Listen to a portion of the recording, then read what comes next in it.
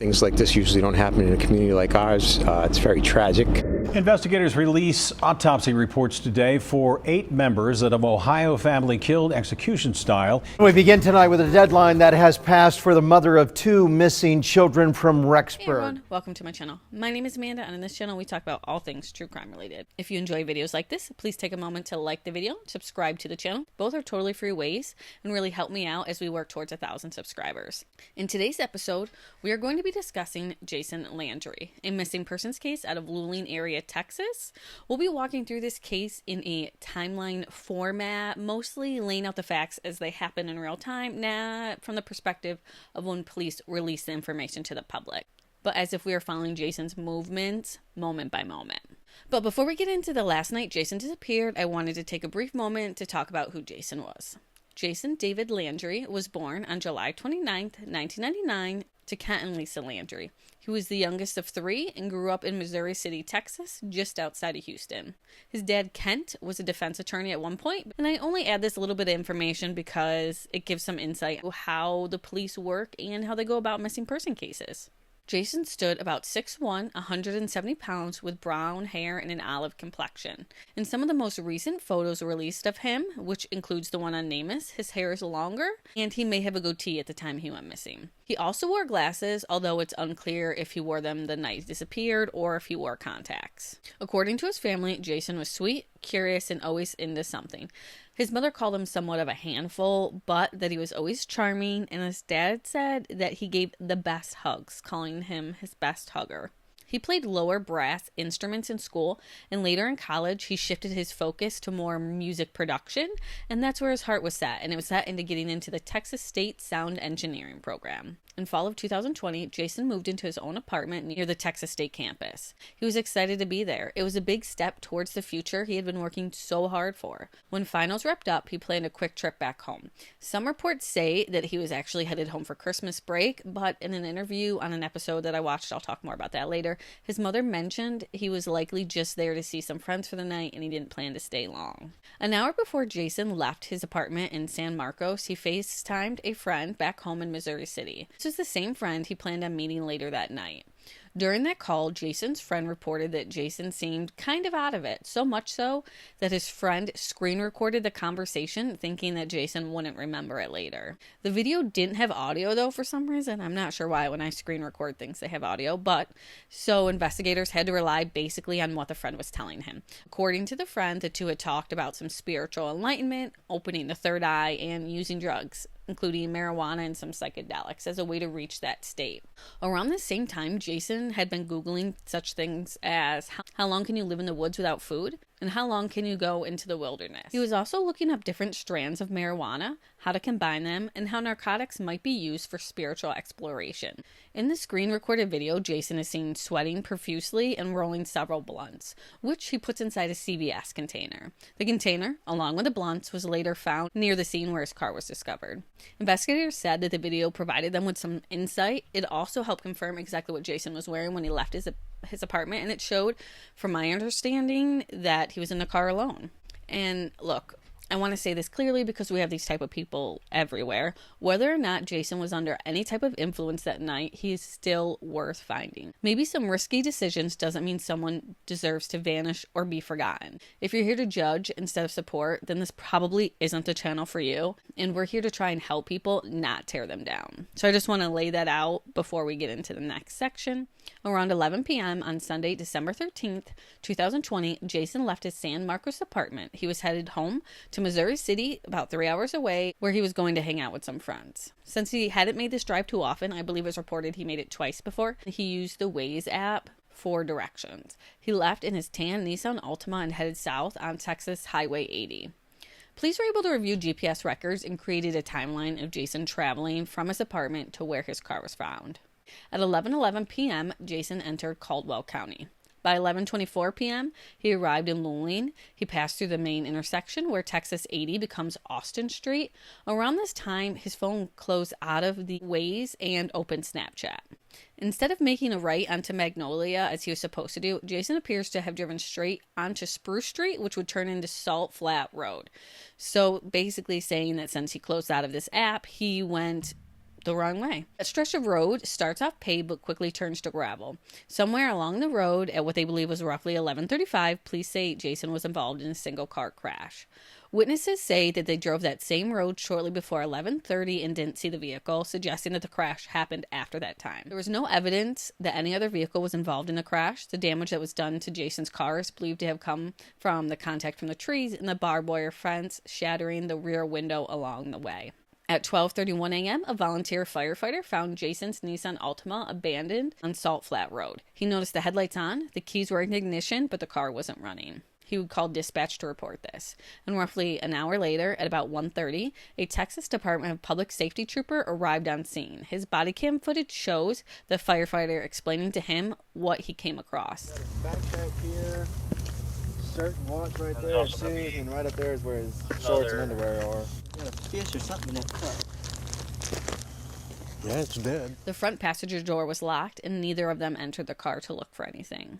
About 800 feet from the crash site was Jason's backpack. Inside was his wallet, credit cards, some cash, marijuana, a laptop, gaming gear, and some personal items. About another 100 feet from there was a shirt, Nike sandals, a watch, and underwear. The troopers confiscated the drugs but left the rest of Jason's belongings in the road. At the time, it seemed like just another minor crash, possibly with an impaired driver who called somebody for a ride and left the scene to avoid charges.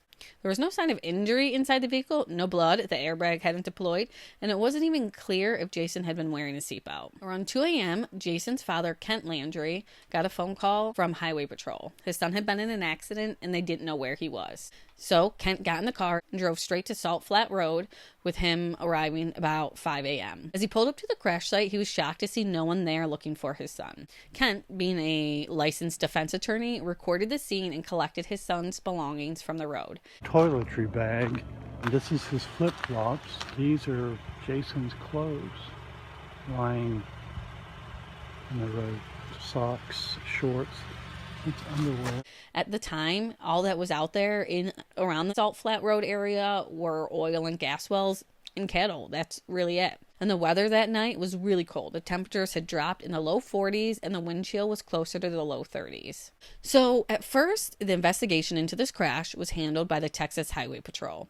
But on December 18th, 5 days after Jason had disappeared, the case was handed over to the Caldwell County Sheriff's Office. From the beginning, CCSO Captain Jeff Ferry made it clear, if something nefarious did happen to Jason, it likely happened after the crash, but he also said that this scenario does not seem likely to him. The Landry family tells us they're upset about recent comments the Caldwell County Sheriff's Office made to the media about their son's alleged use of marijuana the night he disappeared, and of the release of Jason's digital footprints, including these Snapchat videos showing their son's interest for pot. Or like the oxygen part out of the water and been that.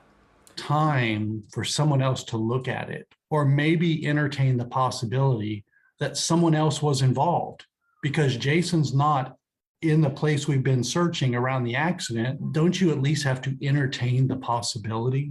I'm not saying it's right or wrong. I don't know that. That's not my job.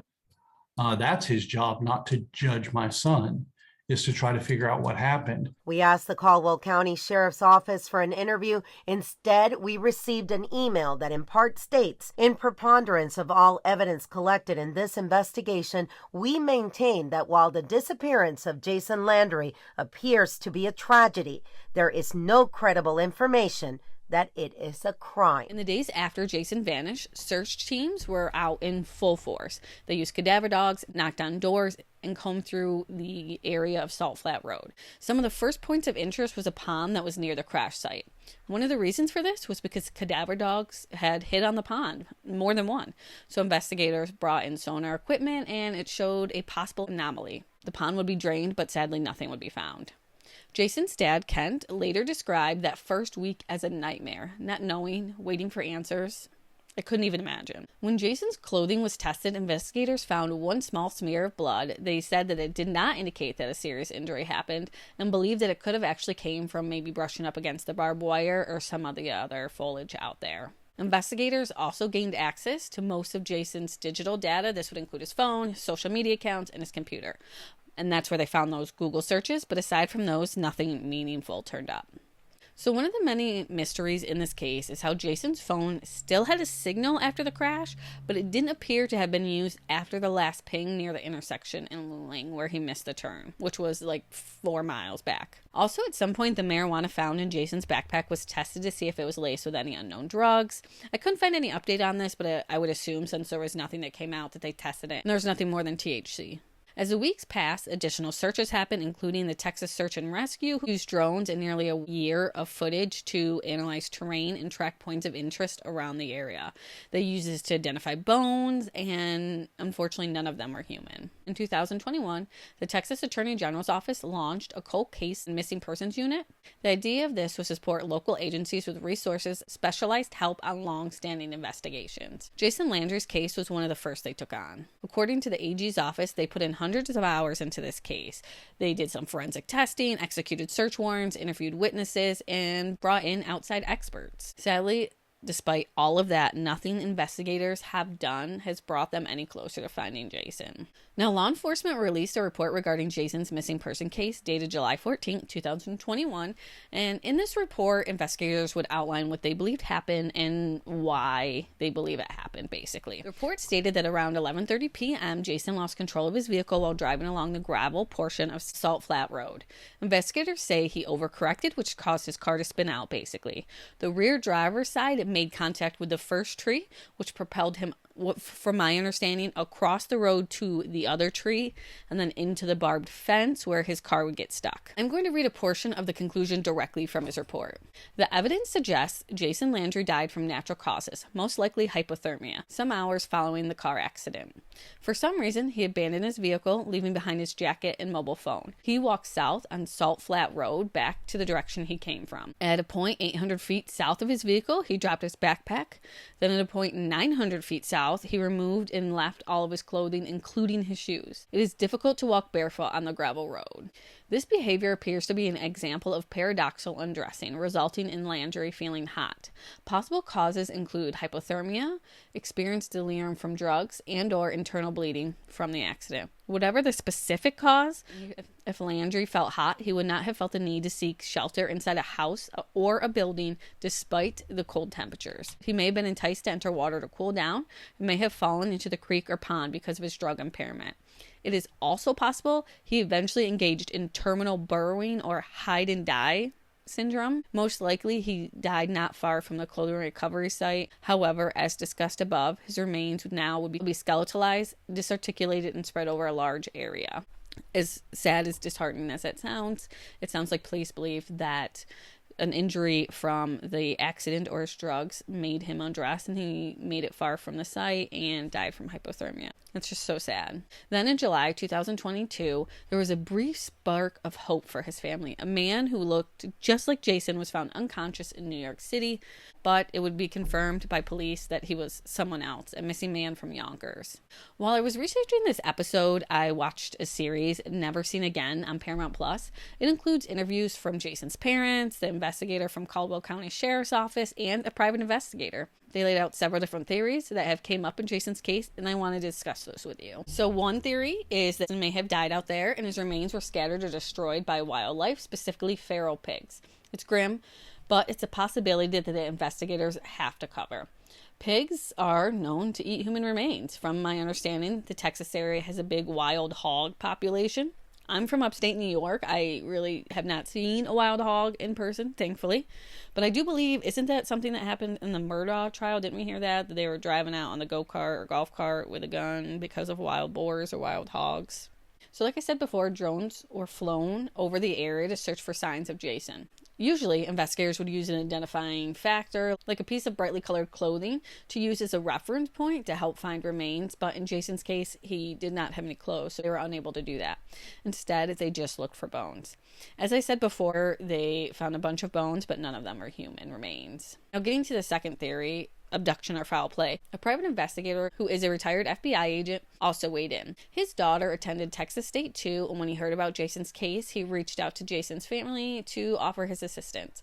He brought up the 4-mile stretch Jason traveled out on Salt Flat Road, a strange rural route. He believed that Jason didn't get lost, saying that somewhere along those 4 miles before he got to the crash site, he would have known he took a wrong turn somewhere. He thinks Jason either went out there to meet someone, or that maybe he was fouled, or he could have even been forced to go that way. According to this episode, the area is also known for drug activity, and that the area where he was around was not a great area. And Jason's dad wonders, maybe could Jason have stopped and gotten into a confrontation with someone out there? But law enforcement doesn't really get into that theory. The sheriff said that if it were a criminal case, it would probably be easier to solve.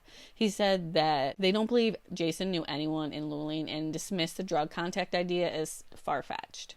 Now on to Theory 3, which is a mental health crisis. There was a possibility of a mental health break. The Google searches Jason made before leaving about surviving in the wilderness and finding spiritual enlightenment were unusual and could be concerning given his case. I don't think that these searches are really that concerning on their own, but paired with the fact that he is now missing, I think they can be. His family doesn't believe he ran away. They don't believe he would do this. They say that if he did leave behind, he would have took his wallet, his phone, and his PlayStation. But they did point out that during the early stages of the pandemic, Jason was struggling. He was isolated, anxious, and probably feeling the weight of it all. However, they don't think that he just disappeared on his own. Now, the fourth theory, the last theory, that seems to be more of what police are leaning to, and it's tied to the hypothermia and how the body reacts while it's shutting down. Jason's car window was shattered and the heater in his car was cranked all the way up. This scenario gives the idea that maybe Jason was knocked unconscious during the crash, or maybe he was just out of it for who knows how long and he was cold. According to Kent, in the late stages of hypothermia, it's common for people to feel so hot that they start removing their clothes. Paradoxical undressing. That might explain why Jason's were found scattered along the road after his accident, and that there was also called the terminal burrowing, which is when people in a confused state try to hide or take shelter, but sometimes that shelter is just in strange and unsafe places. That's why they believe that. And like I said before, oil tanks are everywhere. Hundreds of them, they said. Is it possible that Jason may have crawled into one thinking it was shelter? So in that episode, Kent shared that he feels that it's impossible to grieve. He said that there is an emotional roller coaster that just won't stop until Jason is found and they have an idea of what happened. Lisa, Jason's mom, says that her faith is what really helps her cope. She says that if Jason is in heaven, she'll get to spend eternity with him. He just got there first. His parents do believe that they will see him one day, and of course that really doesn't make this any easier with what they're going through. His family went to CrimeCon in 2024 with Kent saying, "You're reminded that these are the worst days of other people's lives and that we all have a responsibility to treat these stories and these people the right way, to be supportive and helpful whenever we can." His family said that they are hoping for answers before the next CrimeCon 2025, so they won't have to attend, but if they do, it would be to share some positive outcome. I do believe that is coming up in September, so hopefully they find something before then. I'm not sure if they're going. But every year, Jason's family and friends gather at the crash site for a candlelight vigil. They come together to pray, to remember, and to keep hope alive. Hope that someday someone will come forward with information. And the searches haven't stopped. In fact, the most recent one took place on May 30th, 2025.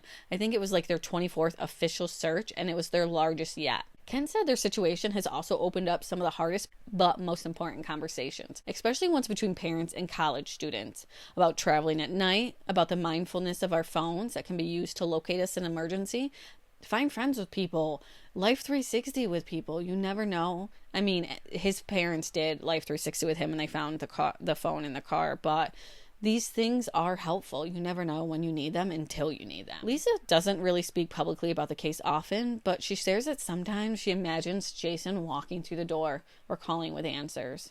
She said, "I guess I don't expect a phone call from him, but sometimes I do imagine him coming home." And she believes that one day she will have the answers that they want. As for Kent, he continues to ask for people to share Jason's missing persons flyer, but also share those missing person flyers in our own communities. For Jason's case, there's a $20,000 reward that is still being offered for any information that leads to Jason's whereabouts. If you know anything that could help, please call the Texas Attorney General, 512-936-0742, or you can report tips anonymously at 726-777-1359. Personally, if we're sharing what we think, I agree with the theory that he may have been injured or disoriented from the crash, and this caused him to be disoriented and lose his life to hypothermia. I feel this similar way to some of the other heartbreaking cases like Bryce Listeria and Mara Murray. I think it's very common for the elements to get to us in certain situations. Now, I don't think this is the answer for a lot of cases, like a lot of MMIW cases, but in some instances, I mean, the hard part is the mystery leaves the door open to so many options, but my hope is that all of these families eventually get answers that they deserve. If you haven't already, please consider following the Facebook page at Missing Jason Landry. I'll link that in the description box too. His family shares a lot of personal memories and photos of Jason there. They didn't ask to be in the public eye like this. They continue to share pieces of Jason's life in hopes to keep his case alive and in the forefront. If you found this case meaningful, please make sure to like this video and subscribe to the channel so you don't miss out on any future episodes. It really helps people see these stories more. If you'd like to support my channel, I have Buy Me a Coffee links and other ways to support in the description box below. As always, sources and important links, like I said, the Missing Person Facebook page will be in the description box as well. And until the next time we get together, stay safe out there. The world's an ugly place.